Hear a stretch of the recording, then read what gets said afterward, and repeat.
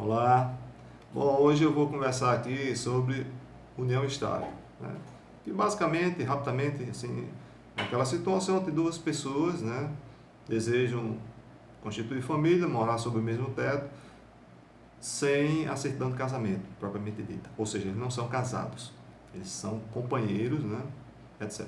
Mas antes de adentrar no mérito mesmo, mais sobre esse assunto, é aconselhável uma pequena contextualização histórica sem muitas pretensões. Então vamos dar uma retornada aí no tempo, em algumas décadas. Vamos lá para a década de 50 ou 60, tá? Do século passado, claro. Tá certo? Bom, naquele momento histórico, ainda estávamos sob a égide de outra Constituição Federal, né? Década de 50 estávamos sob a égide da Constituição de 46. Vamos aí andando no tempo, veio o golpe militar, 64, e veio então a Constituição outorgada de 1967. Veio a emenda constitucional número 1 de 69, posteriormente, pronto, lá em 1988 que foi promulgada então a Constituição Federal atual, tá certo?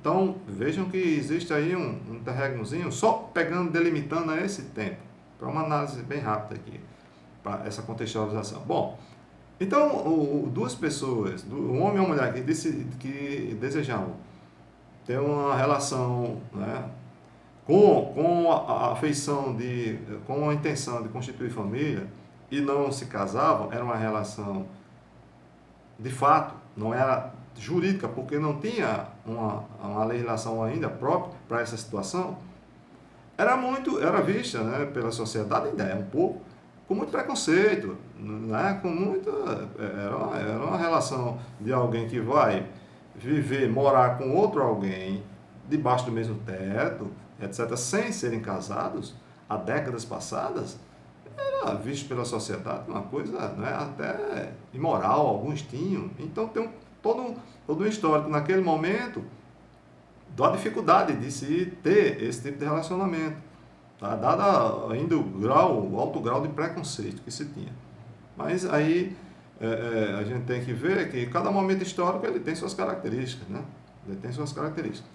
Então, essa situação de pessoas que desejam conviver como se família fosse uma intenção de uma família sem serem casados, e é bom logo adiantar aqui que casamento e união estável são institutos jurídicos formalmente diferentes, tá? Ainda são. Casamento é uma coisa, união estável é outra, do ponto de vista jurídico, mas que tem a mesma repercussão jurídica, tá certo? Aí você diz, que coisa é essa? Eu vou dizer lá na frente. Eles têm a mesma repercussão, né? Os direitos e deveres, etc., são os mesmos, quase os mesmos. Tem umas diferenças pequenas, tá? Que o Código Civil de 2002, que entrou em vigor em 2003, em 11 de janeiro de 2003, ele ainda deixou alguns requisitos de preconceito. Por mais que o Código Civil atual, que é de 2003, tenha sido considerado uma vanguarda na legislação civil. Mas, vamos voltar aqui para o início.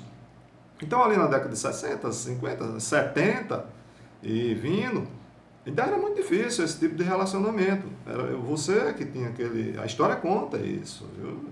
A história conta. Você desejava ter um relacionamento desse tipo, por circunstâncias tais e quais, cada um tem as suas circunstâncias para não querer ainda, ou não desejar, ou não poder ter um casamento formalmente válido, tá?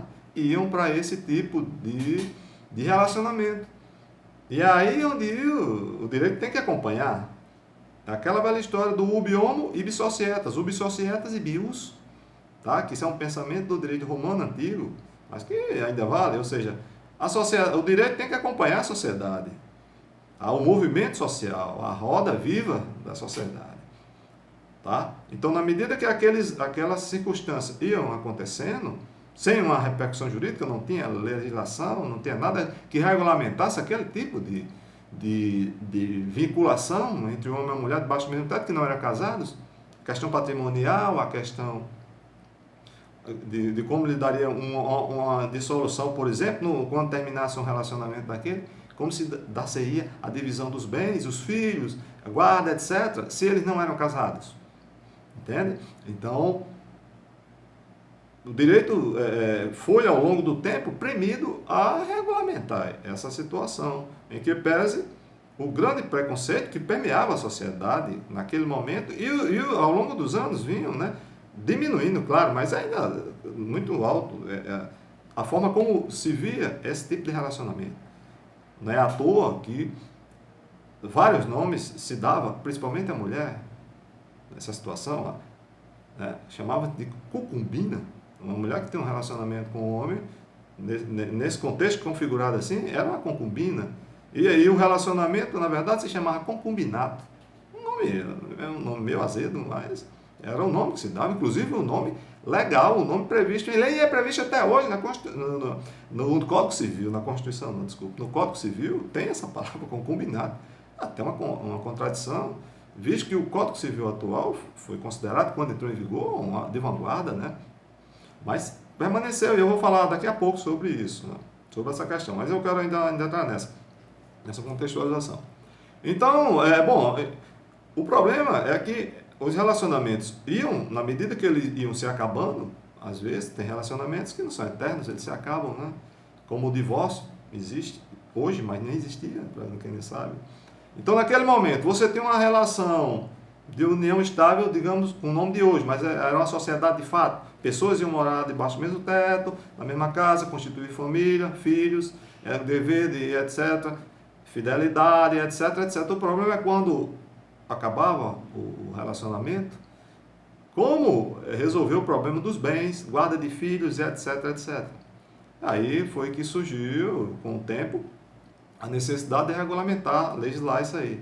A jurisprudência, os tribunais ficavam abarrotados de questões, de litígios para resolver a questão de divisão dos bens ali durante uma união entre pessoas que não eram casadas.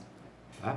E a jurisprudência teve que se deparar nessa situação, mas dado o preconceito ainda existente naquele momento, que ainda tem hoje em menor intensidade, mas naquele período histórico ali, a jurisprudência entendeu, pacificou ao longo dos anos ali, de que esse relacionamento se configurava como o chamou de sociedade de fato. Tá? Ele não chamou de entidade familiar de início a jurisprudência, as decisões judiciais. Não queria encarar isso como uma família e levou para a questão obrigacional de que aquela relação era uma relação contratual propriamente dita, de direitos e obrigações, e, portanto, deveria ser regido pelo direito civil e não pelo direito de família. Tá certo? A resistência ainda existia. Foi a saída que a jurisprudência, os tribunais encontravam para resolver o problema. E foi assim. Entendeu-se, definiu-se como esse tipo de relacionamento como uma sociedade de fato. Era um concubinato com repercussões jurídicas nas relações como se o contrato fosse. Tá certo? Ou seja, por exemplo, a divisão de um patrimônio, ela se dava na medida da colaboração, da participação deles. Não tinha o entendimento ainda que era decorrente de se presumir o esforço comum, como é hoje, hoje e desde 96, com a lei da União Estável, que falarei daqui a pouco, tá certo? Então isso avançou, o tempo passa, né? Veio aí o quê? Estamos nos idos 60, veio em 77, 1977, até então, naquele momento, o casamento, para ser mais preciso no termo, era indissolúvel. Até 1977, quando a emenda constitucional, veio uma emenda constitucional na Constituição e fez uma emenda permitindo, a partir da lei, que o casamento fosse dissolvido. Até aquele momento, a pessoa que se casasse, ela não poderia se casar novamente. Não existia o divórcio. O que poderia era o quê? Haver uma separação, que o direito chama de desquite, até aquele momento, até essa emenda constitucional. O homem ou a mulher, ela que se separava, os dois, ficavam desquitados. Aí o que é isso? Desquitado não pode casar, porque a Constituição vedava o casamento de novo. Ou seja, o casamento era indissolúvel. Era indissolúvel, por razões outras que a gente não precisa entrar em detalhe aqui. Mas ele era indissolúvel. Você só casava uma vez. Separava, tudo bem, mas não podia casar de novo. E aí era o problema, porque se você casasse de novo casado, você incorria em um crime de bigamia. Olha aí a situação. Entende? Então, até aquele momento, você é desquitado. Então, você é desquitado, não tem mais direito a ter outra pessoa, a conhecer outra pessoa, uma mulher, não interessa. E aí o problema deu-se foi que, mesmo desquitado, você se relacionava com outra pessoa e criava essa sociedade, esse relacionamento que a jurisprudência achou, por bem entender, como sociedade de fato. Tá certo? Ocorre que veio, então, ali, final de 1977, a emenda constitucional que alterou a Constituição e logo de imediato veio a regulamentação, que através de uma lei chamada Lei do Divórcio, que é a Lei 6515, tá? De 1977. A Lei do Divórcio, então, permitiu o divórcio, que é a dissolução do casamento. Ou seja, você pode, então, a partir do divórcio, casar novamente, civilmente falando, o que não poderia até então. Você, até então, era uma pessoa separada judicialmente, que era o quê? Desquitado. Você não pode casar novamente. Né? E com a lei do divórcio, com a Constituição mudada, alterada, você, então, permitiu a você casar novamente. Que aí você era divorciado. De duas situações. Você era separado judicialmente, logo, se quisesse, passava um ano do trânsito de julgado da sentença e se divorciava. Ou, de outra forma, se você já era separado de fato há 2 anos, já podia entrar um pedido judicial de divórcio direto, que a gente chama, tá? Divórcio direto. Então, separado judicialmente, 1 ano depois, divórcio. Porque quem era separado judicialmente não podia casar novamente ainda, você era só separado judicialmente. Agora, divorciado, sim, divórcio extingue o vínculo matrimonial, tá certo? Isso permaneceu até 2010, viu? 2010, essa história de separação de 1 ano, depois de 2 anos, não. Isso acabou, inclusive, desde 2009, eu vou falar lá na frente, que é a questão do divórcio. Você não precisa mais esperar 1 ano de uma separação ou esperar 2 anos separado de fato para divorciar. Você pode se divorciar na semana seguinte ao casamento, digamos, tá? Esse não é o motivo agora da nossa conversa. Então, houve todo esse contexto para se chegar, e esse avanço que houve com a emenda constitucional e com a lei do divórcio, tá? De certa forma, abriu os olhos da jurisprudência, mais ainda, e da própria sociedade, no sentido de legalizar as relações de fato, que é a hoje conhecida união estável. Tá certo? Então, teve esse contexto histórico, eu estou falando de forma resumida, tá certo? Teve esse contexto histórico, estamos aí em 77. Aí, em 77, o tempo passou, veio 80, né? E veio 88, com a Constituição de 88, 5 de outubro, promulgada a Constituição de 5 de outubro de 1988, a Constituição Cidadã, né? Conhecida como Constituição Cidadã na época, viu? Porque a bichinha, a nossa Constituição já teve o quê? 100 e tantas emendas constitucionais, né? Enfim, então, mas não é o método agora da nosso assunto aqui, tá certo?